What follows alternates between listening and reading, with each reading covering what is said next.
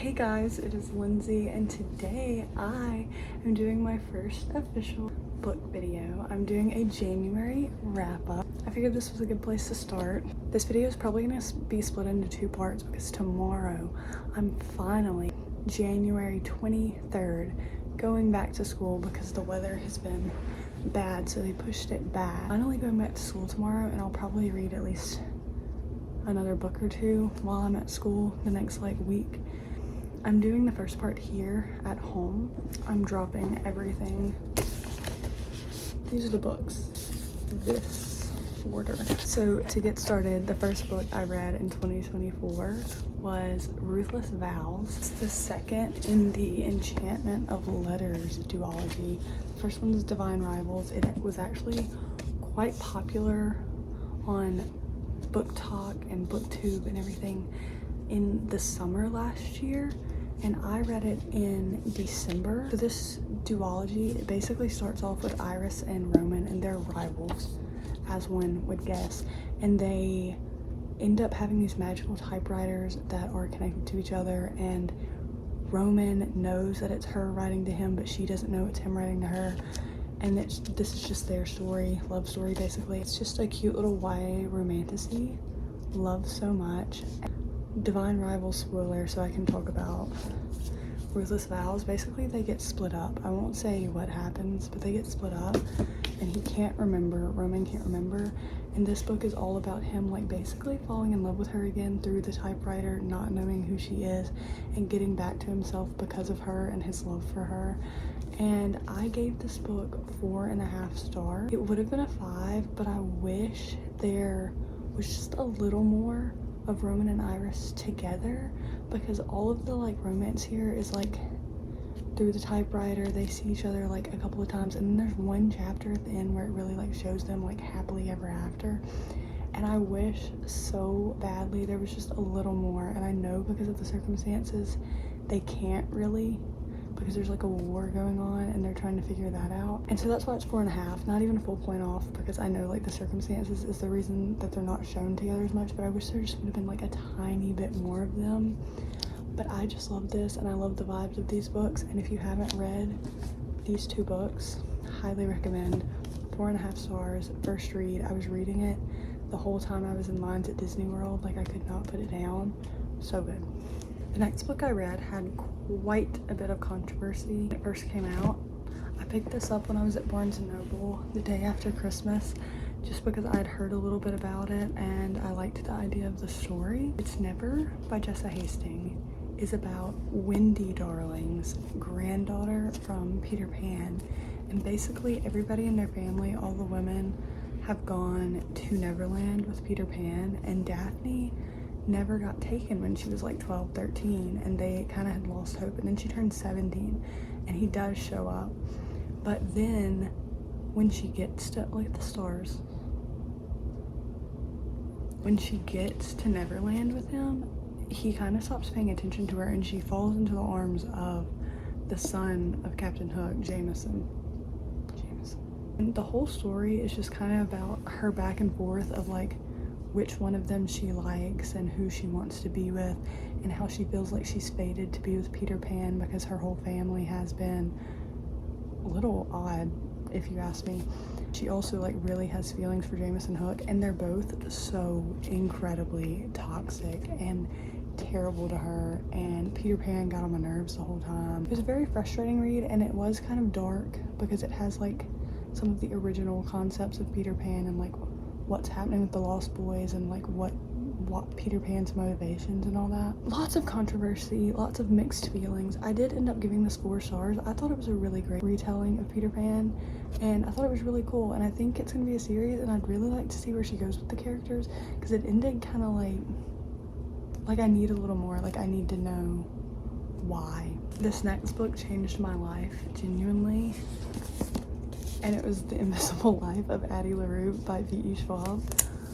5 stars, 6-star read. I needed this, and I think people have a lot of really mixed opinions on it. People either really love it or really hate it. I loved this book, and I feel Henry Strauss on a deep emotional level. He is me. I feel that. Addie's like alive in like the 1700s. She's about to be in an arranged marriage and she wants to like go live her life, travel, see the world.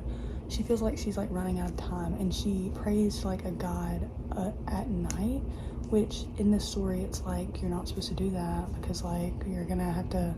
She makes a deal that she doesn't have to answer to anybody. She can go as long as she wants, but whenever she's tired she gives her soul over. Her wording wasn't exactly right, so she gets cursed that every person she ever meets, as soon as they like leave her presence, they forget her. So she's lived 300 years and not a single person has remembered her. She can't like find places to stay, can't buy things without a receipt, can't like do anything because people forget her immediately. She meets Henry, who remembers her, the first person in 300 years to remember her. And you're kind of trying to figure out like why he remembers her, like what's different about him, what's going on, their relationship.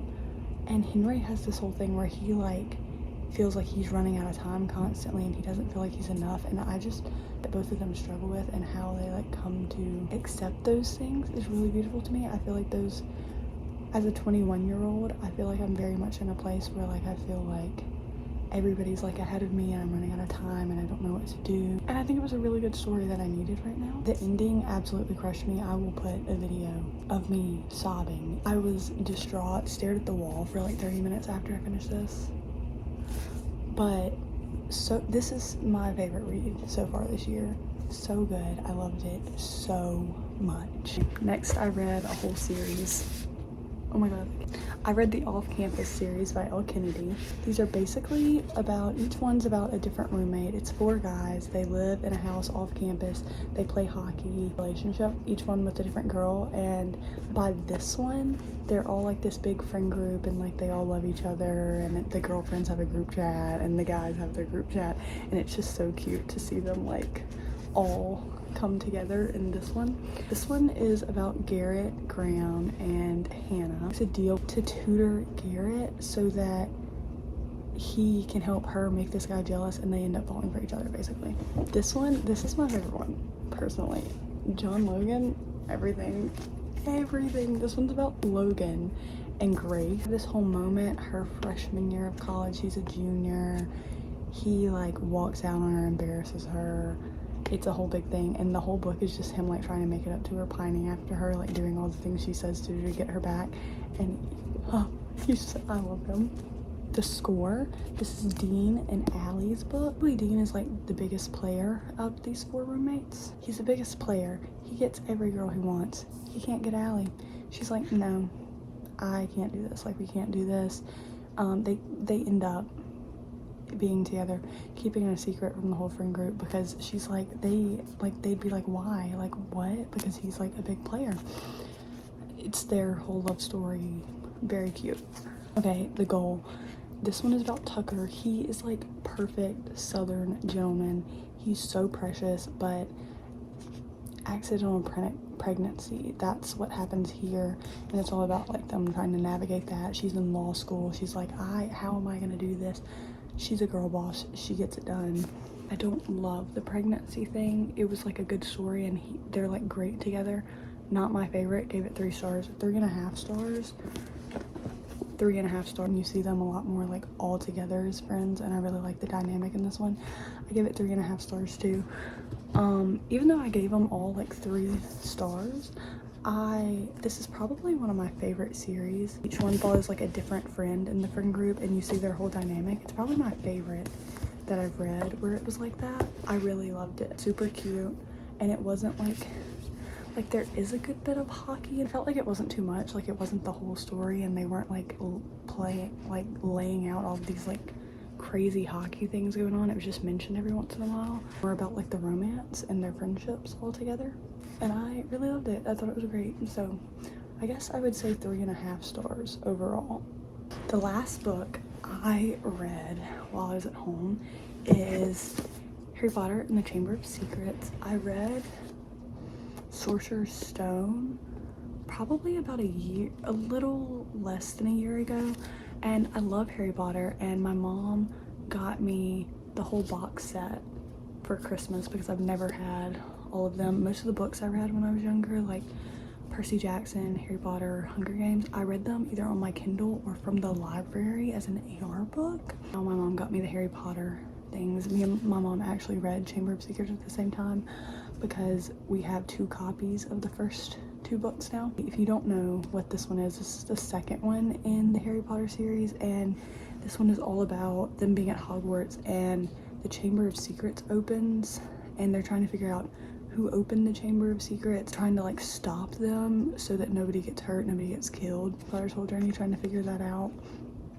And I give it a 4 stars because I know it's not my favorite in the series, but it's just so nostalgic. I feel like I can't give it any less than that. 4 stars, 4-star read. Harry Potter and the Chamber of Secrets. 9 books while I was at home. That's all the books I read while I was at home. I will be continuing this and doing an outro to this once I'm at school. I've had all of these books out to make different TikToks in this video, and I'm trying to carry them to my bookshelf. Hey guys, this is the second part of my reading wrap up while I'm at school. I read 3 more books while I was at school. I read Percy Jackson, The Lightning Thief. I finished it and then we started watching the episodes and it made me really mad because the episodes weren't anything like what I had just read.